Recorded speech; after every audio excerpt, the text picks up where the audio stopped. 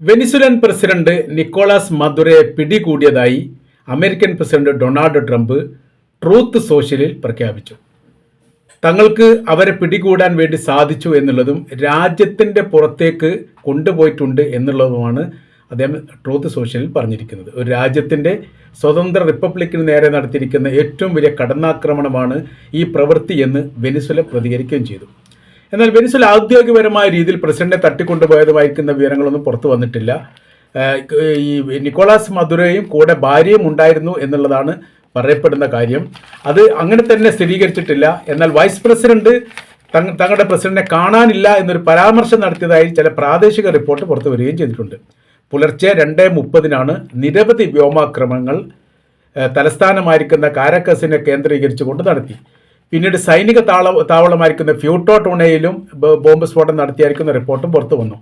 4-5 സ്ഥലങ്ങളിൽ അതിന് തുടർച്ചയായ രീതിയിൽ ഇതേ സമയത്ത് വ്യത്യസ്തമായിരിക്കുന്ന യുദ്ധവിമാനങ്ങൾ ആക്രമണം നടത്തിയെന്നുള്ളതാണ്.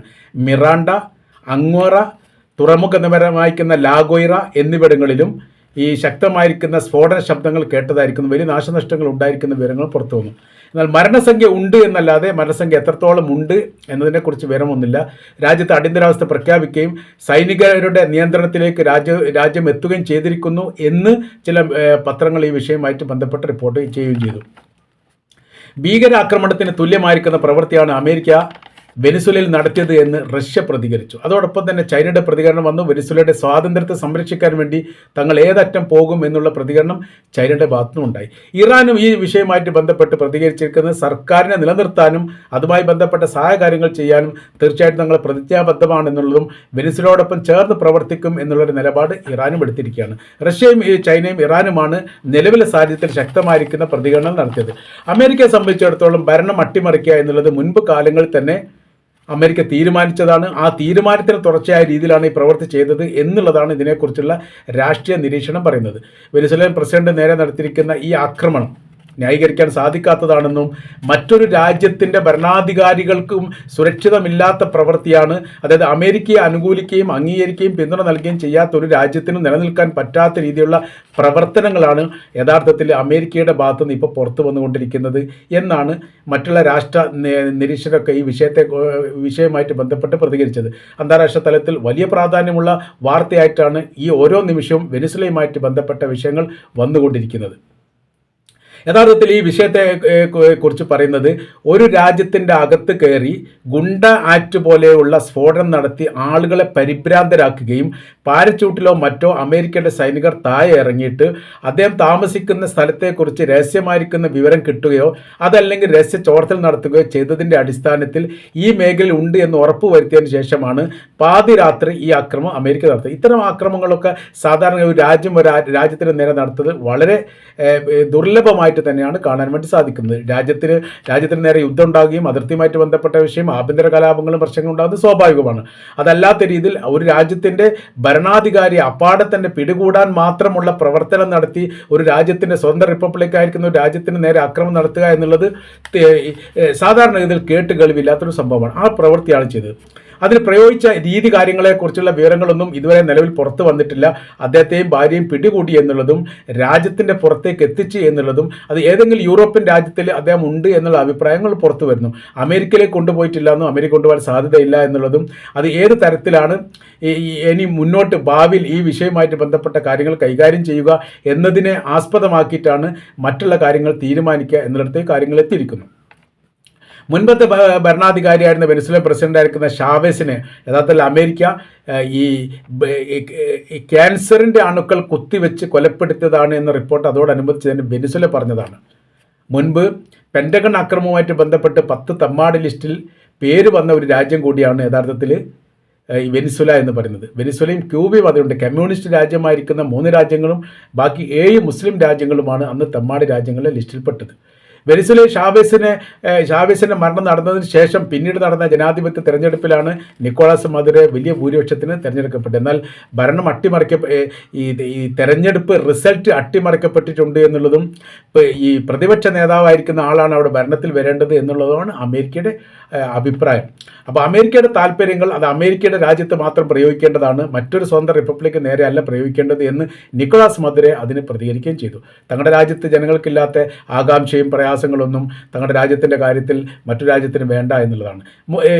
എല്ലാ മേഖല കേന്ദ്രീകരിച്ചുകൊണ്ട് മുഖാമുഖം ഏറ്റുമുട്ടാൻ സന്നദ്ധവും സംവിധാനവും ഒരുക്കുന്ന ഒരു പ്രവർത്തികൾ നിക്കോളാസ് മദുറോ കുറഞ്ഞ കാലങ്ങളായി ഈ മേഖല കരീബിയൻ മേഖല കേന്ദ്രീകരിച്ചുകൊണ്ട് തുടങ്ങി വെച്ചിട്ടുണ്ട് എന്നുള്ള യാഥാർത്ഥ്യം. അതിന് വലിയ രീതിയിലുള്ള പിന്തുണ ഇറാൻ്റെ ഭാഗത്തുനിന്നും റഷ്യയുടെ ഭാഗത്തുനിന്നും ചൈനയുടെ ഭാഗത്തുനിന്നും വന്നിട്ടുണ്ട്.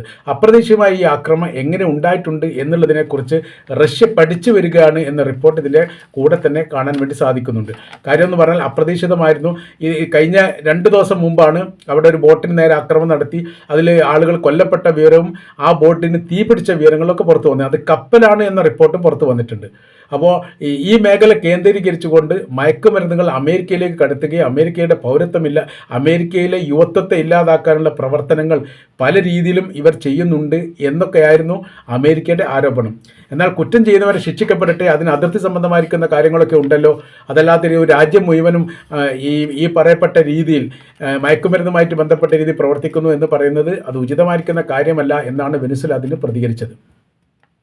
യഥാർത്ഥത്തിൽ ഈ മേഖലയിൽ വലിയ രീതിയിൽ പെട്രോളിയം ഖനികളുള്ള പ്രദേശമാണ്. അത് വൻതോതിൽ ഉണ്ട് എന്നുള്ള കാര്യം ഇതിന് മുൻപ് തന്നെ റിപ്പോർട്ടായിട്ട് പുറത്തു വന്നതാണ്. ഏരിയ കേന്ദ്രീകരിച്ച് നോക്കുന്ന സമയത്ത് ഈ വടക്കൻ മേഖല, അതെ അമേരിക്കൻ ഐക്യനാടുകളുമായിട്ട് ബന്ധപ്പെട്ട മേഖല നോക്കുമ്പോൾ ഏറ്റവും കൂടുതൽ വെനിസ്വേലയിലാണ് ഉണ്ടാവാൻ സാധ്യതയുള്ളത്. അത് ഉണ്ട് എന്നുള്ളതാണ്. അതുകൊണ്ട് ഈ മേഖല പിടിച്ചെടുക്കുക എന്നുള്ളത് എല്ലാ കാലത്തും അമേരിക്കയ്ക്ക് താല്പര്യമുള്ള വിഷയമാണ്. പല രീതിയിലുള്ള ശ്രമങ്ങൾ നടത്തിയിട്ടും റഷ്യയുടെയൊക്കെ പ്രതിരോധം കൊണ്ട് അത് അടുക്കാൻ പറ്റാതെ പോയി. ഇപ്പോൾ ഈ റഷ്യയുടെ നിലപാടുകളും ചൈനയുടെ നിലപാടുകളും ഈ കാര്യത്തിൽ വളരെ നിർണായകമാണ്. പ്രത്യേകിച്ച് ഇറാൻ്റെ നിലപാടുകളൊക്കെ. ഇറാന് വലിയ രീതിയിൽ ഈ മിസൈൽ സഹായങ്ങൾ വെനിസ്വേലയ്ക്ക് നൽകിയിട്ടുണ്ട്. വെനിസ്വേല സുരക്ഷമായിരിക്കുന്ന കേന്ദ്രങ്ങളിലേക്ക് മാറ്റിയിട്ടുണ്ട് എന്നുള്ള റിപ്പോർട്ട് ഏതാനും ദിവസങ്ങൾക്ക് മുമ്പ് തന്നെ പുറത്തു വന്നതാണ്. അപ്പോൾ ഇനി മുന്നോട്ട് ഭാവിയിൽ ഏത് തരത്തിലാണ് ഇതിനെ പ്രതികരിക്കുക എന്നുള്ളത് വെനിസ്വേലയുടെ പ്രതികരണവുമായിട്ട് ബന്ധപ്പെട്ട കാര്യമാണ് ഇനി അറിയാൻ വേണ്ടി സാധിക്കുന്നത്. എന്നാൽ ഇപ്പോൾ പുറത്തിറക്കുന്ന റിപ്പോർട്ട്, അത്രയും റിപ്പോർട്ടുകൾ അമേരിക്ക പറയുന്നത് മാത്രമാണ്. അതിലെന്തെങ്കിലും വസ്തുനിഷ്ഠമായിരിക്കുന്ന സത്യങ്ങളുണ്ടോ, അത് യാഥാർത്ഥ്യമാണോ അല്ലേ എന്നുള്ളത് മറ്റുള്ള മീഡിയക്കാരും അല്ലെങ്കിൽ മറ്റുള്ള രാഷ്ട്ര ഭരണാധികാരികൾ സ്ഥിരീകരിക്കണം. അതല്ലെങ്കിൽ ആ രാജ്യത്ത് നിന്ന് തന്നെ അതിൻ്റെ ഔദ്യോഗികപരമായിരിക്കുന്ന സൈനിക മേധാവികൾ ഈ വിഷയവുമായിട്ട് ബന്ധപ്പെട്ടുള്ള നിലപാടുകൾ പറയണം. കാര്യം എന്ന് പറഞ്ഞാൽ തങ്ങളുടെ ഈ പ്രസിഡന്റിനെ കാണാതായിട്ടുണ്ട് എന്ന് വൈസ് പ്രസിഡന്റ് ഒരാൾ പറഞ്ഞായിരിക്കുന്ന റിപ്പോർട്ട് പുറത്തു വന്നിട്ടുണ്ട്.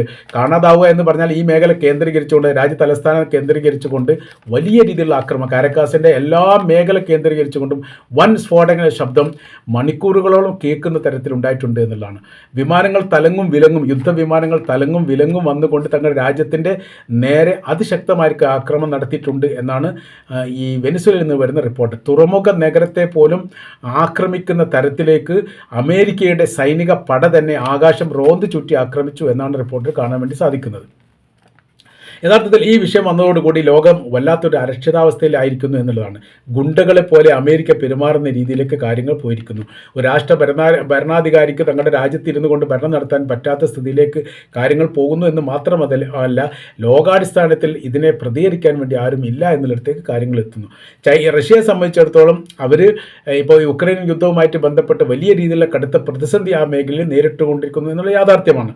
അപ്പോൾ ആ ഒരു പ്രതിസന്ധിക്കിടയിൽ വല്ലാത്ത രീതിയിൽ ഇടപെടൽ നടത്താൻ വേണ്ടി സാധിക്കില്ല എന്നുള്ള ഒരു ധൈര്യമായിരിക്കും ഒരുപക്ഷെ വെനിസ്വേല ആക്രമിക്കാൻ വേണ്ടി അമേരിക്കയെ കിട്ടിയത് എന്ന് പറയപ്പെടുന്നു. പിന്നീട് ഇറാനെ സംബന്ധിച്ച് ഇറാനാണ് സൈനികപരമായിരിക്കുന്ന സഹായങ്ങളൊക്കെ വലിയ രീതിയിൽ വാഗ്ദാനം ചെയ്തത്.